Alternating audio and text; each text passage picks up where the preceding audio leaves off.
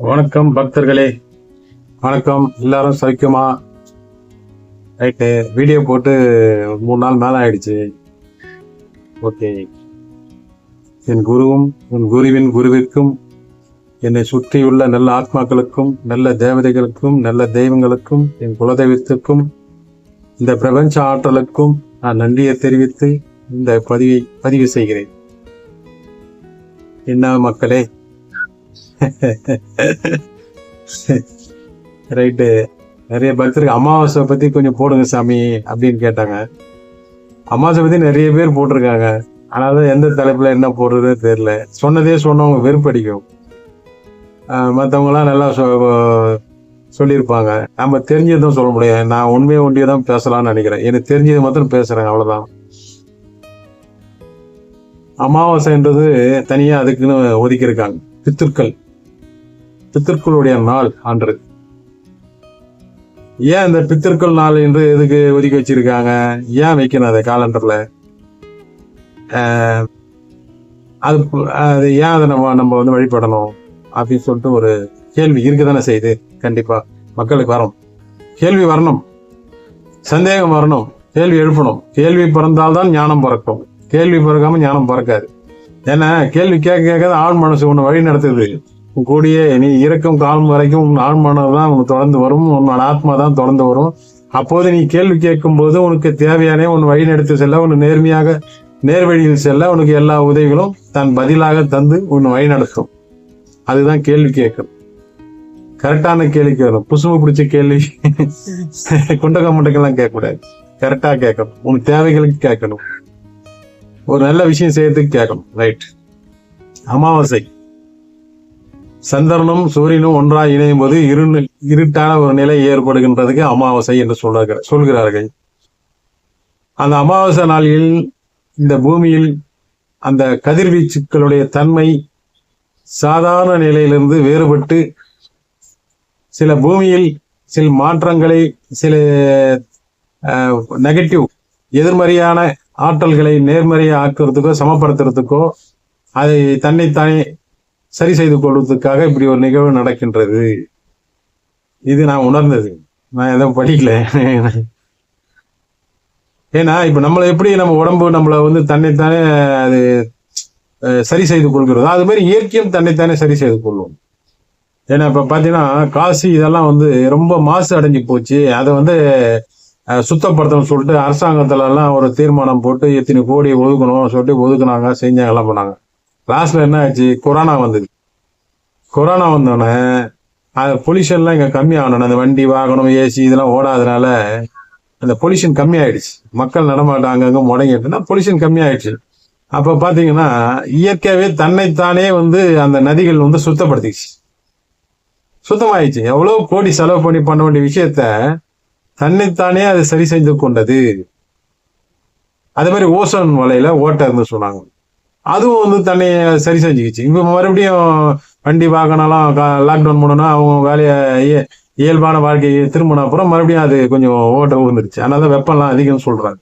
இப்படி இயற்கை வந்து தன்னைத்தானே சரி செஞ்சு கொள்ளும்போது இது மாதிரி கிரகங்கள் அடிப்படையிலும் திதிகளின் அடிப்படையிலும் இருக்கின்ற நட்சத்திரங்கள், வான் மண்டலத்துல இருக்கின்ற நட்சத்திரங்கள், பல லோகம் இருக்குது, பல கிரகங்கள் இருக்குது. அதை தனித்தனி சரி செஞ்சுக்குது. அது எத்தனோ ஆயிரம் ஆண்டுகள் லட்சம் ஆண்டுகளுக்கு வந்து அது தன்னை வந்து சரி செஞ்சுக்கிட்டு அது இருக்கணும்ல.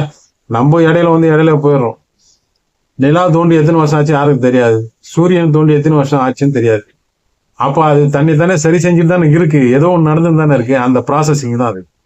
அப்போ இந்த அமாவாசை பௌர்ணமி என்றது வந்து அமாவாசைன்றது அந்த சூரியனும் சந்திரனும் ஒன்னா சேரும்போது இருட்டான ஒரு நிலை வந்து வரக்கூடிய அது ஜாதகத்துல அந்த அமாவாசையில பிறந்தவங்களுக்கு கூட அந்த திதி சூனியம் கிடையாதுன்னு சொல்றாங்க. சூனியம் கிடையாது. மற்ற நாள்ல போறவங்களுக்கு திதி சூனியம் அதெல்லாம் சொல்றாங்க. சில ராசிகள் முடக்கமாயிடும் அப்படின்னு. நட்சத்திரங்களை வைத்துதான் அதை வந்து அந்த காலத்திலேயே வானசாஸ்திரம் வந்து நம்ம முன்னோர்கள் வந்து சித்தர்கள் அதை வந்து கணிச்சு எழுதியிருக்காங்க. அன்னைக்கு என்ன டெக்னாலஜியும் கிடையாது. இங்க இருந்து வானத்தை பாக்குறது, நிலா பாக்குறது எதுவுமே கிடையாது. அப்படி எப்படி பண்ணாங்க? ஏசிங்க. அப்படி உருவாக்குனது தான் இந்த அமாவாசை கிருத்திகை. இன்னைக்கு கூட நீங்க பஞ்சாங்கம் எடுத்து இந்த வருஷத்துல கிரகம் வந்து இத்தனை மணிக்கு வந்து நடக்குதுன்னு கரெக்டா எழுதுனாங்க. எப்படி எழுதுனாங்க? யார் விஞ்ஞானி எழுதுனாங்க? கிடையாது. நம்ம சித்தர்கள் வானசாஸ்திரம் படிச்சவங்க எழுதி வச்சாங்க. அதை இவங்க ஆராய்ச்சி பண்ணாங்க. ஆராய்ச்சி பண்ணி ஒன்னு ஒப்பிட்டு பாக்குறான். வேற ஒண்ணும் கிடையாது. அவ்வளவுதான் விஷயம். அப்படி அது மாதிரி நிறைய விஷயம் நடந்திருக்கு. அபூர்வமான விஷயம். இப்போ வெளிநாட்டுல தான். இப்ப நீங்க எல்லாமே வெளிநாட்டு ஆள் சொன்னாம தான் நம்புவீங்க. ஆனாலும் வெளிநாட்டு சொல்றேன். அதாவது இப்போ லேட்டஸ்டா ஒரு இது நடந்திருக்கு. அதாவது ஒரு அம்மா தன்னுடைய அவங்க அப்பா இறந்த அப்புறம் அந்த அஸ்தி இருக்குல்ல, அந்த அஸ்தி அந்த திருநூறு மாதிரி இருக்கும், அதை எடுத்துட்டு வந்து அந்த டெலஸ்கோப் சொல்றாங்களே, அந்த அந்த லென்ஸ்ல வச்சு பாக்குறாங்களா, அதுல வச்சு பார்த்தா நட்சத்திரங்கள் எப்படி வானத்துல நட்சத்திரங்கள் இருக்கோ அது மாதிரி இருந்து அது லைட்டா ஒரு மாதிரி நட்சத்திரம் மாதிரி ஒலிக்குதான். அப்ப பாருங்க அந்த உடம்புல வந்து எவ்வளவு அந்த மின்காந்தகம் சொல்றாங்க, காந்த அலைகள் அது இருக்குது. அதுல அது வந்து சூரியன்ல வரைக்குல அந்த நிறைய சொல்றாங்க, புரோட்டான் நியூட்டான் இதெல்லாம் வருது. அந்த இதெல்லாம் இங்க இருக்குன்றாங்க. அதான் சொல்லுவாங்க, இறந்துட்டாங்கன்னா எங்க போயிட்டாங்கன்னா நட்சத்திரம் ஆயிட்டான்னு சொல்லுவாங்க. இப்ப பாருங்க நட்சத்திரத்துக்கு அதுக்கும் கனெக்ஷன் வருது. அதனால வந்து இந்த பூமியில எதுவுமே வந்து நீங்க உதாசீனப்படுத்த முடியாது. ஒரு அழுக்கான ஒரு தண்ணி இருந்தா அது அழுக்கான தண்ணி சொல்ல நம்ம சாபிக்க கூடாது. நல்ல தண்ணி இருந்தா நல்லா இருக்குதுன்னு சொல்றோம். அது கிடையாது. இந்த பூமியில எதுவுமே கிடையாது. இதுவும் அதுவும் கிடையாது, இதுவும் கிடையாது. வந்தோம் போறோம், அவ்வளவுதான் வாழ்க்கையில.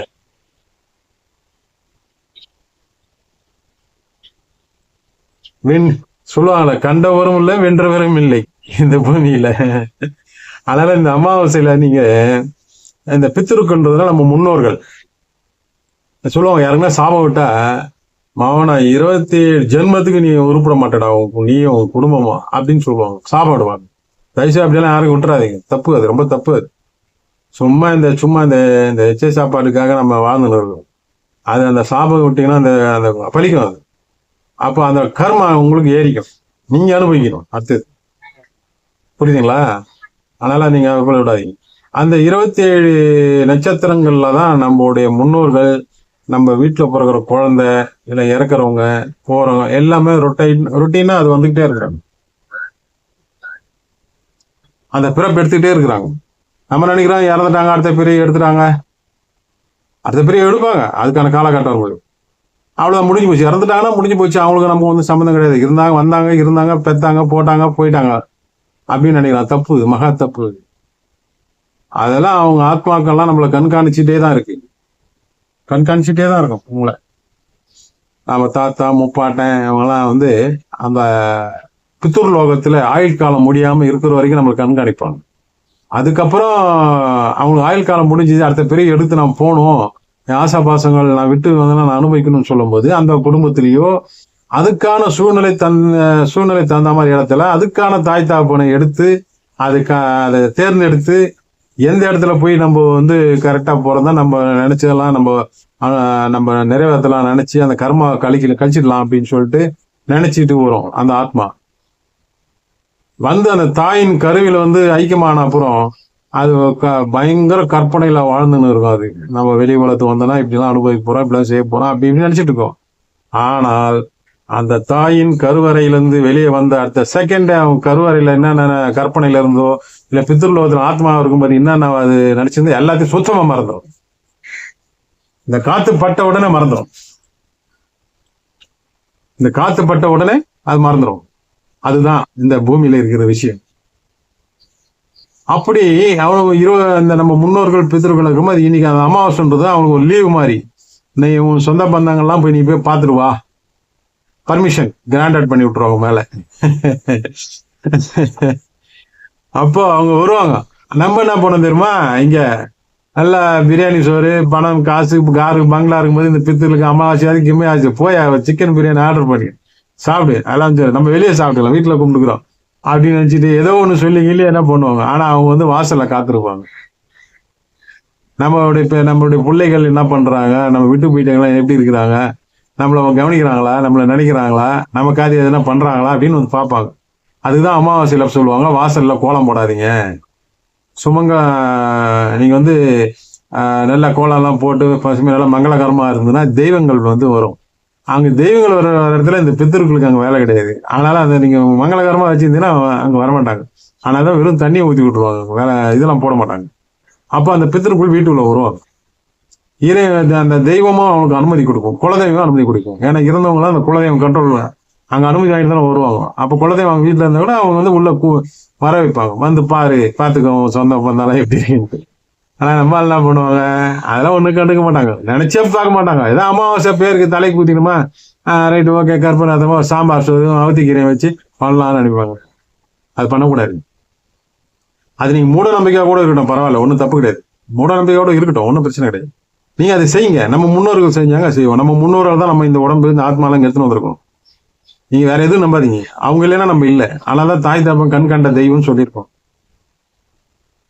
கண்ணால பாக்குற தெய்வம், உண்மையான தெய்வம் கண்ணில் யாரும் பார்க்கல, மகான்களை தவிர. அப்படி பார்த்தோம்னு சொன்னாலும் அதை ப்ரூவ் பண்ண முடியாது.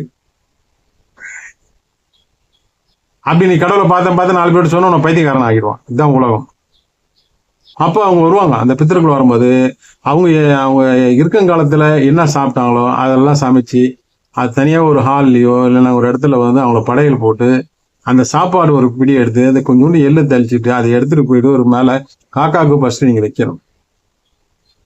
வச்சுட்டு அந்த சாப்பாட்டை வந்து யாரு கொல்லி போட்டுருவங்க இருப்பாங்க, யாரா வீட்டுக்கு தலைப்புள்ள இருப்பாங்க, அவங்களுக்கு வந்து அந்த சாப்பாட்டை அந்த படையல் போட்ட சாப்பாடை அவங்கள சாப்பிட சொல்லணும். எல்லாத்தையும் மொத்தத்தையும் போட்டு வாழைக்காய் அந்த இதெல்லாம் போட்டு பிசைஞ்சிட்டு ஆளுக்கு ஒரு பிடி நீங்கள் சாப்பிடணும். சாப்பிட்டு நீங்கள் முன்னோர்கிட்ட வேணும். வேற எதுவும் இது கூட உங்களால் செய்ய முடியலையா விட்டுருங்க, ஒன்றும் பிரச்சனை இல்லை. சும்மா எள்ளு தண்ணி எடுத்துமா கொஞ்சம் கொடுங்க, சுட சாப்பாட்டில் கொஞ்சம் எள்ளு கலந்து ஒரு பிடி எடுத்து தண்ணி ஊற்றிட்டு மேலே அங்கே வச்சுட்டு காக்காக்கு வச்சுட்டு அதை சாப்பிட்ட அப்புறம் நீங்கள் வேண்டிங்க. நீ காக்காக்கு ஏன் வைக்க சொல்லணும், அதுக்கு ஒரு பெரிய கதையா இருக்கு, காரணம் இருக்கு, அதுக்கு சும்மா கிடையாது. அப்ப அதுக்கு வச்சு நீங்க வேண்டிங்க, முன்னோர்களை வேண்டிங்க. யாராவது இருப்பாங்க, தாத்தா அம்மா அப்பா ஆயா எல்லாம் வருவாங்க. உங்களுக்கு தெரியாது, உங்களுக்கு நம்ம கண்ணுக்கு தெரியாது. அவங்க சாப்பிட்டுட்டு ஏதோ உங்க புண்ணியத்துல நாங்க இந்த பூமியில வாழ்ந்துனுக்குறோம், எங்க கர்மாவை கழிச்சிட்டு நாங்க புண்ணியமா நல்லபடியா அடுத்த பிறவி இல்லாதையோ இல்ல அடுத்த பிறவி பெரிய ஆளா நான் பிறக்கணும் ஆசைப்படுறையோ அதை நிறைவேறணும், நீங்க வந்து எங்களை வாழ்த்தணும், எங்க நல்லது கேட்டதுக்கெல்லாம் நீங்க கிட்ட இருக்கணும், எந்த ஒரு துன்பம் வராம நீங்க வந்து எங்களை வந்து தற்காக்கணும், எங்க கூடியா இருந்து எங்களை அறியாம நாங்க சில விஷயங்களை செய்யும்போது அதை தடுத்து நிறுத்தணும், பிள்ளைங்க குடும்பம் எல்லாம் ஆரோக்கியமா இருக்கணும், சொத்துங்கள்ல எந்த பிரச்சனை வரக்கூடாது, நாங்க சந்தோஷமா வாழணும், இந்த பூமியில் என்னென்ன தேவை இந்த செல்வங்கள்லாம் பெற்று நிம்மதியா வாழ்ந்து உங்க பேரையும் நாங்க சொல்லணும், நாங்க உங்களை மறக்காம இருக்கிறதுக்கு எனக்கு அந்த எண்ணத்தை நீங்க கொடுக்கணும், நன்றி மறவாத ஒரு எண்ணத்தை எனக்கு உருவாக்கி கொடுக்கணும், நீங்களும் நாங்க கொடுக்குற இந்த பித்ரு அந்த பிண்டம் அந்த தானம் அது கொடுக்க நீங்க வாங்கிட்டு நீங்க உங்களுடைய கர்மாக்களை நீங்க கடிச்சிட்டு அடுத்த பிறவி நீங்க நல்லபடியா நீங்க எடுக்கணும் அப்படின்னு சொல்லிட்டு நீங்க அந்த வேண்டணும். வேற ஒன்றும் தேவையில்லை, அவ்வளவுதான். இதுக்கு பெருசா நமக்கு ஒன்றும் ஒரு ஐயரு எல்லாம் ஒன்றும் தேவையில்லை. இவ்வளவுதான் நம்ம அப்படி பண்ணணும். வெஜிடேரியன் சாப்பிட்றவங்களுக்கு வெஜிடேரியன் வைங்க, நான் வெஜிடேரியன் சாப்பிட்றோம் நான் வெஜிடேரியன். ஏன்னா நான் வெஜிடேரியன் வைக்கக்கூடாது ஆக்சுவலா. சில பேர் நான் வெஜிடேரியன் வைக்கிறாங்க, ஏன்னா அவர் என்ன விரும்பி சாப்பிட்டாரோ அது, அவர் என்ன பழக்க வழக்கம் இருந்ததோ அது. நீங்க அதை வச்சு பாருங்க, நீங்க உணர்வீங்க சில விஷயம். நாங்களாம் உணர்ந்துருக்கோம் பித்திருக்குள்ள. ஏதோ ஒரு ஆசை பாசைன்னா கண்டிப்பா நீங்க சாப்பிட்றவங்களாம் முழுசா யாரும் திருப்தியா சந்தோஷமா சாப்பிட கிடையாது. நோய் நொடி வந்தான் சாவறான், எல்லாம் ஏதோ ஒரு பிரச்சனையில கவலைப்பட்டு செத்து போயிடுறான். ஆயில் முழு ஆயிலோட எவனும் சாவதே கிடையாது, இறக்கிறதே கிடையாது. அப்படிதான் இருக்குது, எல்லாம் அரையங்குறையமா போற கேஸ் தான். அப்ப நம்ம வந்து அந்த ஆத்மாவுக்கு அலைஞ்சிக்கிட்டே இருக்கு அந்த சில கிழமைகள். அதுக்கு மனசு திருப்தி ஆகணும், நம்ம இறந்துட்டோம் அப்படின்னு மனசு அதை நம்பணும். அது ஆத்மா அது நம்பணும், இறந்துட்டோம் நம்ம இனிமே இங்க வேலை கிடையாது, இனிமே அவங்க பாட்டு அவங்க வாழ்வாங்க, அவங்களுக்கு நம்ம சம்பந்தம் கிடையாது, நம்ம சொன்னாலும் அவங்க பேசினாலும் அவங்க காதுல கேட்காது, நம்ம அவங்கள போய் எதுவும் செய்ய சொல்ல முடியாது அப்படின்னு அவங்க ஒரு மனசு ஒரு திருப்தி அனுப்புறம் தான் அவங்க பித்ருலோகம் போவாங்க. அது வரைக்கும் அவங்க அலைஞ்சுன்னு தான் இருப்பாங்க. பித்ருலோகம்ன்றது வந்து ஒரு இது பித்ருலோகம் சொர்க்கலோகம் நரகலோகம்னு எவ்வளவு நிறைய லோகம் இருக்கு. ஆனா அது ஒரு ஆத்மா வந்து பேசியிருக்கு.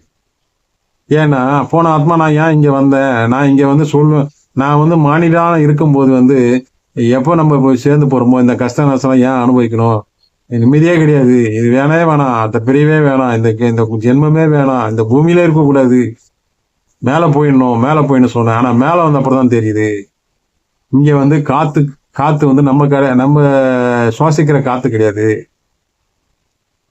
நம்ம சாப்பிட்றதுக்கு ஒண்ணும் கிடையாது, வெறும் பசியோட தான் இருக்கணும்.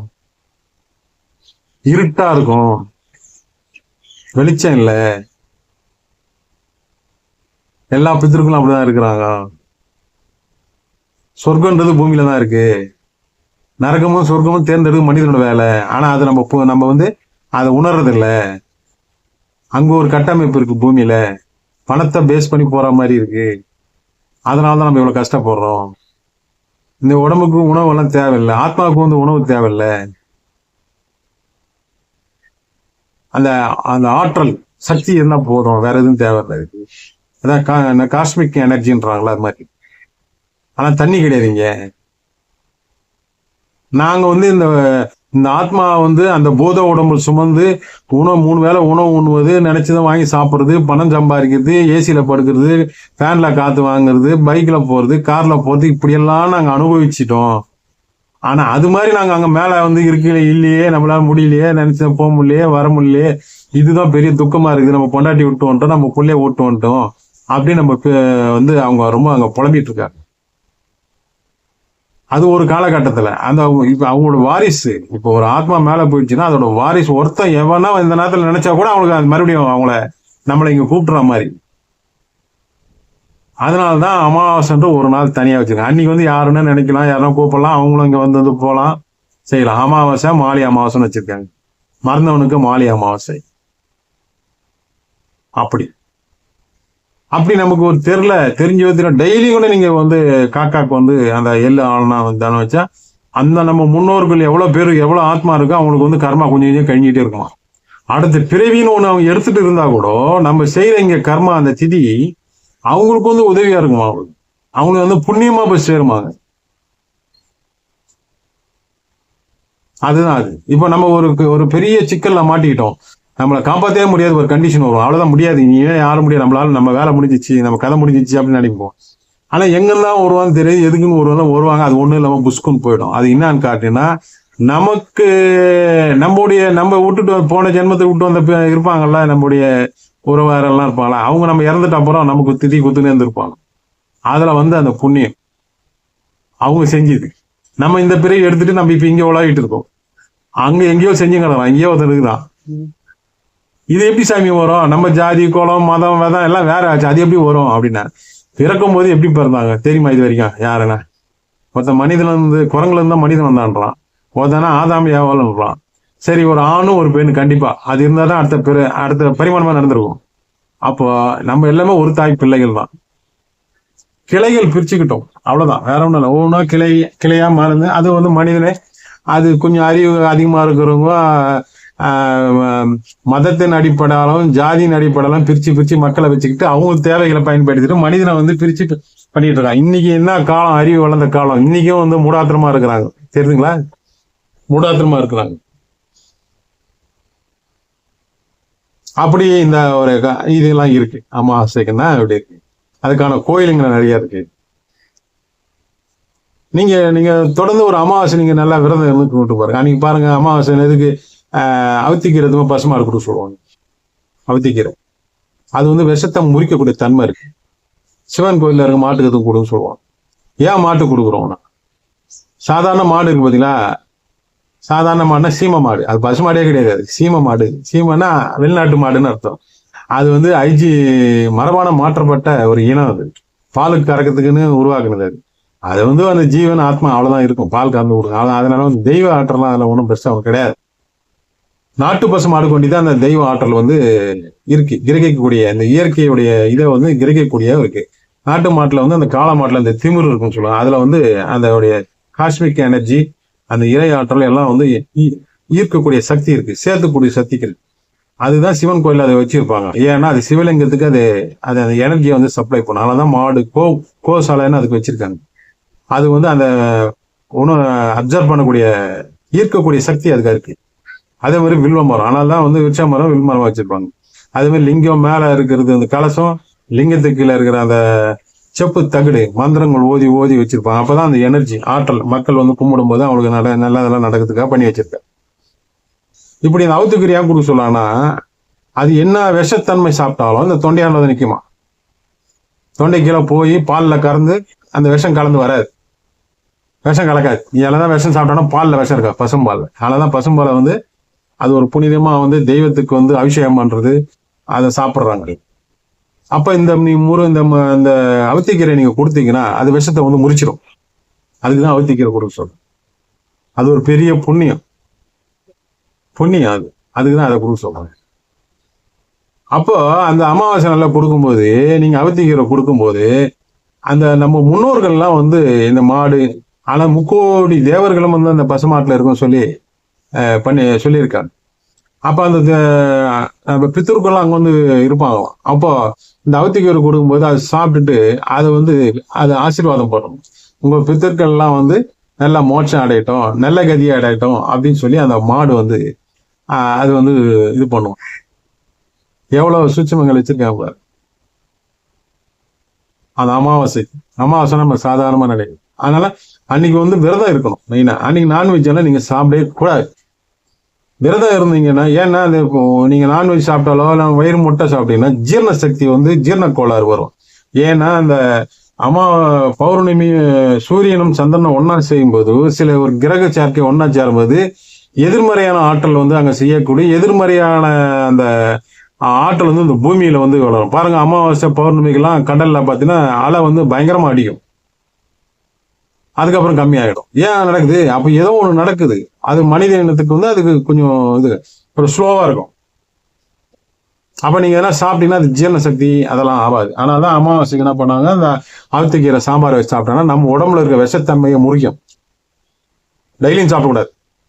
வாரத்துல 2 நாள், மாசத்துல ஒரு 3 நாள் அப்படி சாப்பிடலாம். அப்படி அதுக்காக தான் இந்த பித்திருக்களுக்கு வந்து நம்ம கொடுக்க சொல்லுவோம். இதெல்லாம் ஒரு 30-40 ஆண்டு காலங்க அந்த பித்திருக்கள் தேவசம் பண்றது, அமாவாசை கும்பிடுறது இதெல்லாம் விட்டுட்டாங்க. ரொம்ப ஃபாரின் ஸ்டைல் ஆயிட்டாங்க எல்லாமே. ஆனா விட்டவங்க அவங்க அனுபவிச்சுன்னு தான் இருக்கிறாங்க. அவங்க என்னென்ன கஷ்டம் அனுபவிக்கிறாங்க. இதெல்லாம் எப்ப தெரியும்? உடம்புல ரத்தத்தை சுண்டி போயிடும், பணம் காசு இருக்காது, நோய் நொடி ஆகி லாஸ்ட்ல ஒரு காட்டத்தில் வரும்போது அப்போ அவங்க உணர்வாங்க, ஓஹோ இதெல்லாம் நம்ம விட்டுட்டோம், நம்ம இதெல்லாம் செஞ்சிட்டோம், நமக்கு அவ்வளவுதான் போகுது, அடுத்த இதுன்னா அவ்வளவு இது பண்ணுவாங்க. ஆனா பாருங்க, நீங்க அந்த காலத்துல பெரிய பெரிய வயசான, எனக்கு தெரியும் எங்க ஆயாவங்கலாம் இருந்தாங்க, நிறைய பெரிய வயசானவங்களாம் அந்த கிருத்திகை ஏகாதசி இதுக்கெல்லாம் விரதம் இருப்பாங்க. அவங்களாம் 100 வயசு 110 வயசு இருந்தாங்க. ஏகாதசி திதிக்கு சாப்பிடவே மாட்டாங்க. மறுநாள் காலையில தான் அவங்க வந்து இது பண்ணி சாப்பிடுவாங்க. அது வரைக்கும் சாப்பிட மாட்டாங்க. வெறும் தண்ணி, பச்சை தண்ணி கொஞ்சோண்டு குடிப்பாங்க. எதுவுமே சாப்பிட மாட்டாங்க. அப்ப சுகர்லாம் வந்தது கிடையாது, எதுவுமே கிடையாது. எல்லா நோயும் சுத்தம் பண்ணணும். நீங்க பட்னியா இருந்தீங்கன்னா உடம்பு சுத்தம் பண்ணணும், தன்னைத்தானே சுத்தம் பண்ணிக்கும். தேவையில்லாத விஷத்தன்மை இருந்தா கூட இதை அரைச்சு அது சுத்தமா வெளியே தள்ளி விட்டுரும். இது நீங்க சயின்ஸாவே நினைச்சீங்க, இது ஆன்மீகம்லாம் வேணாம். அந்த அமாவாசையில அப்ப நீங்க எதுவுமே சாப்பிடக்கூடாது. ஏன்னா ஜீரண சக்தி வந்து கம்மியா இருக்கும், எல்லாம் உறுப்புகள்லாம் வந்து இதா இருக்கும். ஏன்னா சூரியன் சந்திரன் நம்ம கிட்ட தான் இருக்கு. அண்டத்துல இருக்குதான் பிண்டத்துல இருக்கு, பிண்டத்துல தான் அண்டத்துல இருக்கு. அப்ப அண்டத்துல ஒரு விஷயம் நடக்கும்போது அண்டத்துல இந்த விஷயம் நடக்கு நம்ம உணர்ந்து நம்மளும் அப்படியே மாதிரி இருந்துக்கணும். அன்னைக்கு அமாவாசை பௌர்ணமி எதுவுமே யாருமே பண்ண மாட்டாங்க. அமாவாசை எந்த வேலை செய்யறதுக்கும் உங்களுக்கு தகுதி இல்லாத இடம். ஒரே ஒரு விஷயம் செய்யலாம், நீங்க பித்திருக்களுக்கு வந்து வழிபடலாம். 2வது இந்த சினிமா சம்பந்தப்பட்ட பூஜை போடுறான் பாருங்க, பசு பூஜை, அது போகலாம். இந்த 2 விஷயம் தான் பண்ணணும். ஆனா அமாவாசை பண்ணவே பத்திரம் ரெஜிஸ்டர் பண்றாங்க, என்னென்ன பண்றாங்க, அதெல்லாம் பண்ணக்கூடாது, தப்பு. இந்த 2 விஷயம் தான் அமாவாசை வச்சிருக்கேன். செய்ய வேண்டிய விஷயம். செய்யாத விஷயம் எதுவுமே செய்யக்கூடாது. அன்னைக்கு நீங்க உங்க பித்திருக்கள் நினைச்சு நம்ம எப்படி வந்தோம், எதுக்கு வந்தோம், நம்ம சொந்தம் என்ன, நம்ம பந்தம் என்ன, நம்ம வாழ்க்கை என்ன, மனித இனம் என்ன, எதுக்காக வந்திருக்குது, நம்ம என்ன, இப்படி யோசிக்கணும். நம்ம முன்னோர்கள் ஏன் நம்மளை வந்து படைச்சு விட்டு போனாங்க, அவங்க முன்னோர்கள் எப்படி ஏன் விட்டு போனாங்க, இப்படி யோசிக்கணும். அது யோசிக்கிறதே கிடையாது. நம்ம எது நம்ம தேவை, இப்போ கூகுள் தெய்வத்தை அடிச்சு நம்ம தெரிஞ்சுக்க வேண்டியது, அவன் என்ன அங்க பதிவு பண்ணிச்சா அது நம்ம தெரியும். அதுக்கு மீறி ஒண்ணு இருக்கு இந்த உலகத்துல. நீ வந்து எது சயின்ஸா நீ பாக்குறியோ அதுக்கு மீறி ஒரு விஷயம் இருக்கு. அதை மட்டும் நீ ஞாபகம் வச்சு. அது வந்து எப்படி சொல்ல தெரியல நிறைய பேருக்கு. நாங்களும் அந்த தெய்வ ஆற்றல், தெய்வ இயக்கம், அந்த உருவம்ன்றதெல்லாம் நாங்க வந்து உணர்ந்துருக்கிறோம், சில விஷயம் பார்த்துருக்கோம். அதெல்லாம் நாங்க வெளியே சொல்லவும் கூடாது. சொன்னா அது எகத்தாளம் கேலி பண்ணுவாங்க. அது நாங்க அதுக்கு நான் கெட்ட பேர் வாங்கி கொடுத்த மாதிரி. அதனால நாங்க சொல்ல மாட்டோம். புரிஞ்சுக்கிட்டோம், புரிஞ்சுக்காட்டி போட்டோம். அதான் அவன் தலைவிதின்னு நினைச்சுக்க வேண்டியது. விதி யாராலும் மாற்ற முடியாது. ஏன்னா அந்த கர்மா வாங்கிட்டு வந்துருக்கான். அவன் அப்படிதான் இருப்பான். கிண்டல் பண்றவன் கிண்டல் பண்ணிட்டே இருப்பான், நம்பாதவன் நம்பாம இருப்பான். கெட்ட பெண்ணு ஞானன்ற மாதிரி எல்லாம் முடிஞ்ச அப்புறம் லாஸ்டா ஒண்ணு இல்லப்போ வருவான், நம்ம எல்லாம் விட்டுட்டோம் சாமி எங்களை காப்பாத்துங்கன்னு வருவோம். அதனால அமாவாசைக்கு உங்களால் முடிஞ்சது நீங்க ஒண்ணு சுத்த பத்தமா குளிங்க, காலைல எழுந்துச்சு முடிஞ்ச ஒரு சிவன் கோயிலுக்கு போயிட்டு வாங்க, சைலண்டா உட்காந்துருங்க, எங்கும் போகாதீங்க. ஏன்னா நீங்க விரதம் இருந்தீங்கன்னா உடல் அசைவு கொடுத்தீங்கன்னா பசிக்கும், உடல் வலி வரும். அதனால நீங்க படுத்து தூங்காதீங்க. உங்களால முடிஞ்ச 4 பேருக்கு அன்னதானம் பண்ணுங்க, சாப்பாடு கொஞ்சம் பிரசாதம் மாதிரி எல்லாம் போடுங்க. உங்க முன்னோர்களை நீ வேண்டிங்க, நாங்க தெரிஞ்சோ தெரியோ செஞ்ச தப்ப மன்னிச்சு நம்முடைய குலம் கோத்திரம் இனம் எல்லாம் நல்லா இருக்கணும்னு எங்களுக்கு நீ ஆசீர்வாதம் பண்ணுங்க அப்படின்னு சொல்லிட்டு அவங்ககிட்ட நீங்க வேண்டிக்கலாம். அது ரொம்ப சேமம் மாதிரி. அதனால அமாவாசைக்கு நம்ம சாதாரண நினைக்கக்கூடாது. இந்த 5 நாளைக்கு ஒரு வாட்டி அமாவாசை பௌர்ணமி வரை கடைப்பிடிங்க. நீங்க தெய்வத்தை கும்பிடாதவங்க, கோயிலுக்கு போகாதவங்கலாம் நீங்க இதாவது நீங்க பண்ணுங்க, ரொம்ப நல்லது, அற்புதமான ஒரு விஷயம். நீங்க அங்க போகணும்னு அவசியம் கிடையாது, எல்லாமே உங்ககிட்ட இங்க வந்துடும். நீங்க இந்த ஏகாச திதி அமாவாசை இந்த பௌர்ணமி விரதம் இருக்கணும், ரொம்ப கண்ணியமா இருப்பாங்க, ரொம்ப ஐதீகமா இருப்பாங்க, அதெல்லாம் வேதங்களை கத்துக்கணும்னு நினைப்பாங்க, அந்த தெய்வத்தை நம்புவாங்க, நம்ம நேர்மையா இருக்கணும்னு சொல்லுவோம்னு நினைப்பாங்க, பொய் பேசக்கூடாதுன்னு நினைப்பாங்க, எல்லாத்தையும் விட்டு கொடுத்துருவாங்க. எந்த ஒரு கஷ்டம் வந்தாலும் பரவாயில்ல பார்த்துக்கலாம், ஆண்டவன் பார்த்துப்பான்னு சொல்லி தாங்கிட்டு போயிட்டே இருப்பாங்க. இவங்கெல்லாம் பார்த்தா ஆயுள் அதிகமா இருப்பாங்க, மனசுக்குள்ள அவங்கள தன்னைத்தானே பூரிப்பா சந்தோஷமா இருப்பாங்க. அவங்கள நீங்க கணிக்கவே முடியாது. நீ என்ன துன்பம் பண்ணாலும் என்ன இது பண்ணாலும் அவங்க எதுவும் கண்டுக்க மாட்டாங்க. ரைட்டு, ஓகே, ஆட்டம், அவ்வளவுதான். ஏன்னா இந்த மனித பிறவி பல மிருகங்களா பூச்சி புழு எல்லாம் இருந்து வந்த நம்ம இந்த குணம், அந்த குணம்லாம் வச்சுக்கிட்டு தான் நம்ம இங்க வந்திருக்கோம். அந்த குணம்லாம் இருக்கு. இந்த குணத்துல இருந்து நீ மனித குணமா நீ மாறணும் அப்படின்ட்டு தான் நம்ம ஆண்டவன், அதான் கர்மான்றது. மனித குணம், இந்த மிருக குணம்லாம் எல்லாத்தையும் எல்லா படைப்புலையும் நீ பிறந்து வளர்ந்து முடிச்சுட்டு இப்ப லாஸ்டா கடைசியில மனித இனமா நீ வந்திருக்க, மனித பிறவியா வந்திருக்கிற. இந்த பிறவி எடுத்து எவ்வளவு நீ பண்ணிருக்க. இந்த பிறவி இந்த கர்மாவை நீ கழிச்சுக்கோ, நீ மனிதனா மாறு. நீ மனிதனா மாறினா அதுக்கப்புறம் நீ தெய்வமா மாறலான்றதுக்கு தான் நம்மளை இப்படி அமைச்சிருக்காங்க. அப்போ இப்ப நம்ம ஏமாத்துறது, ஒருத்தனை அடிக்கிறது, ஒருத்தனை இதெல்லாம் பண்றது அதெல்லாம் மிருக குணம், அசுர குணம். இது போனோம், இது போயிடுச்சுன்னா நீ மனிதன் ஆயிடலாம். மனிதனானா நீ மகான் ஆயிடலாம், அவ்வளவுதான் விஷயம், வேற ஒண்ணும் கிடையாது. ஆனாலும் ஆண்டவன் எதுக்கு இப்படி வச்சிருக்கான்னு சொன்னா, நல்லதும் வச்சிருக்கான் கெட்டதும் வச்சிருக்கான். ஒரே சரிசமா வைக்க முடியாது, 2 பேலன்ஸா தான் இருக்கும். உன்னை கொடுத்தும் பார்ப்பான், கெடுத்தும் பார்ப்பான். நீ அதுல இருந்து தேர்ந்து வரணும். கொடுத்தாலும் எடுத்துக்கணும், கெடுத்தாலும் ஏத்துக்கணும். ஏத்துக்கிட்டே நீ ரைட் இவன் தான் கரெக்டான தகுதியானாலும் ஒன்னு தேர்ந்தெடுத்துக்குவான். இவ்வளவுதான் இது விஷயம், வேற ஒண்ணும் கிடையாது. அப்போ அது சொல்லுவாங்க, புல்லாகி பூண்டாகி பூச்சாகி இது மாதிரி எல்லாத்தையும் எடுத்துட்டு தான் லாஸ்ட் நம்ம மனித பிரிவு வந்திருக்கோம்.